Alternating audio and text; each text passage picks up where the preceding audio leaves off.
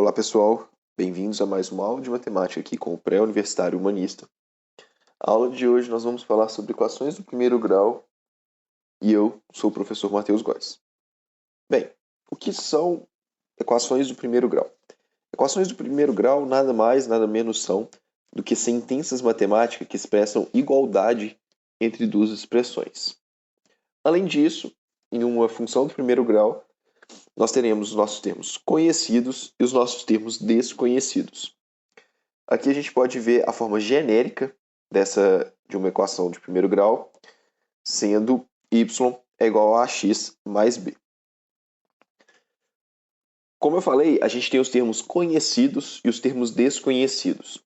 A gente precisa entender, portanto, quem são os nossos termos conhecidos e quem são os nossos termos desconhecidos. Os nossos termos conhecidos são A e B na nossa expressão, sendo que A e B fazem parte do conjunto dos números reais e A tem que ser um número diferente de zero. Ah, mas por que A tem que ser diferente de zero? Bem, se a gente vê que o A acompanha o x, se A for igual a zero, quer dizer que esse x nosso, ou seja, a nossa incógnita, não vai existir. Então isso vai deixar de ser uma função de primeiro grau, vai passar a ser apenas uma igualdade. Além disso, como eu já falei, a incógnita. A incógnita é o nosso x, é o que a gente precisa achar e é o nosso termo desconhecido naquela expressão. Ele pode vir representado na forma de x, de y, de z ou de qualquer outra letra sem um valor numérico atribuído inicialmente, que é o valor que a gente precisa descobrir. E uma coisa que a gente tem que lembrar, como a gente está falando de uma função do primeiro grau, a gente tem que lembrar que sempre o expoente da nossa incógnita vai ser igual a 1.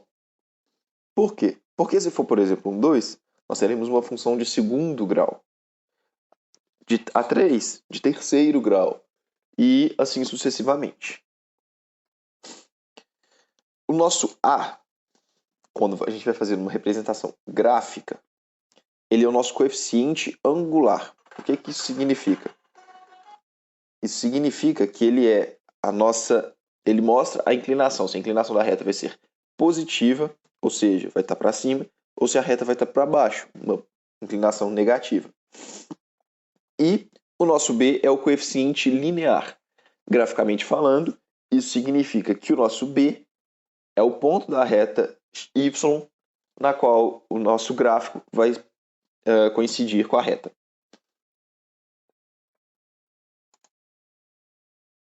É importante também a gente lembrar que as equações, apesar de serem de funções de primeiro grau, ou seja, de terem um expoente 1 para a variável, elas podem sim possuir mais de uma variável. Então a gente pode ter uma função com x, uma função com x e y, uma função com x, y e z. E para a resolução desse tipo de equação com mais de uma variável, ela normalmente se dá por meio de um sisteminha de equações. Sisteminha de equações a gente vai ver um pouquinho mais para frente, numa próxima aula, para ficar mais claro, para a gente conseguir compreender melhor como resolver esse tipo de situação, esse tipo de equação. Beleza? Além disso, dentro de uma função de primeiro grau, a gente pode separá-la em duas partes, sendo essas partes o primeiro e o segundo membro. O primeiro membro é tudo aquilo que está à esquerda da nossa igualdade, e o segundo membro, tudo aquilo que está à direita. Voltando aqui nesse exemplo do slide anterior, tudo que está à esquerda, ou seja, o ax mais b, são o nosso primeiro membro. E tudo que está à direita da igualdade, ou seja, o y, faz parte do segundo membro. Ótimo, então. Já vimos o que é uma função de primeiro grau, vimos o que compõe ele, o que acompanha essa função de primeiro grau, o que é uma incógnita, o que são as partes conhecidas. Agora a gente vai entender um pouquinho sobre as formas e as classificações de uma função de primeiro grau. Quando a gente fala de uma equação de primeiro grau, de uma função de primeiro grau na forma normal, a gente fala de uma equação que todos os termos estão no primeiro membro, ou seja, todos os termos estão à esquerda da nossa igualdade. Como a gente pode ver aqui, por exemplo, nesse exemplo, 8x menos 48 é igual a zero. Por que a gente fala que todos os termos estão no primeiro membro, mesmo tendo um zero no segundo membro? Porque esse zero é o resultado ali da nossa expressão e é o que a gente precisa para achar o x. E, detalhe, a gente vai ordenar segundo as potências decrescentes nas variáveis. Ou seja, a gente pode entender que aqui tem um 8x e esse x está elevado a 1 e um 48 que não tem um x. Ou seja, a gente vê que seria a mesma coisa de um 48 vezes x elevado a zero, já que x elevado a zero é igual a 1. Beleza? Ótimo. Quando a gente fala, então, de equações equivalentes, a gente fala de duas ou mais equações que admitem a mesma solução ou o mesmo conjunto verdade. Ah, como assim? Aqui a gente tem um exemplo. 3x menos 24 é igual a zero e 2x é igual a 64 menos 6x. Se a gente resolver a primeira expressão, a gente vai encontrar x igual a 8. E se a gente resolver a segunda, a gente também vai encontrar x igual a 8. Então, a gente tem que um 8 seria o conjunto verdade, a nossa solução nessas duas expressões. Ou seja, essas equações são equivalentes. Seguindo ainda, a gente fala sobre equações numéricas e equações literais. O que é uma equação numérica? É a equação que não tem nenhuma outra letra diferente a não ser a das incógnitas. Enquanto equações literais, ou seja, são equações que contêm letras, além daquelas letras que representam as nossas variáveis. Aqui a gente tem mais dois exemplos. O primeiro nos mostra somente números, 3, 24 e 0, e o nosso x, que é incógnita. Já o segundo nos apresenta 4, 34 como números e apresenta o a como uma letra diferente da nossa incógnita, que nessa situação é o x. Ou seja, essa é uma equação literal, porque ela apresenta uma letra diferente das variáveis das incógnitas que a gente tem. Além disso, a gente pode falar também de equações possíveis e equações impossíveis.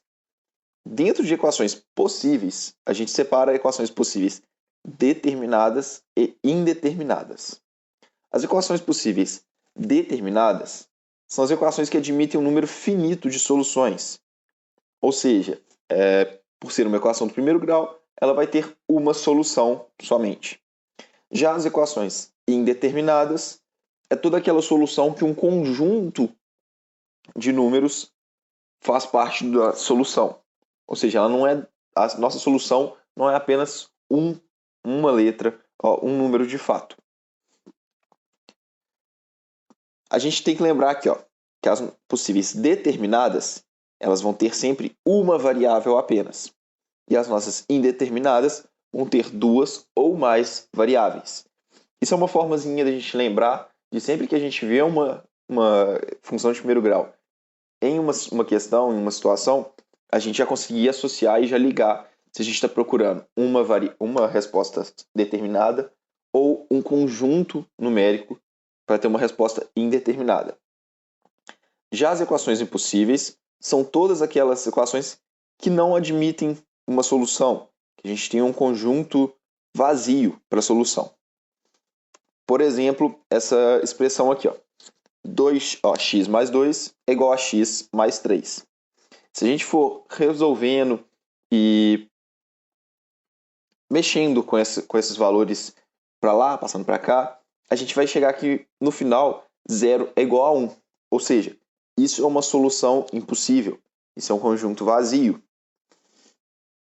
Bem, pessoal, aqui a gente encerra a nossa aula de função do primeiro grau.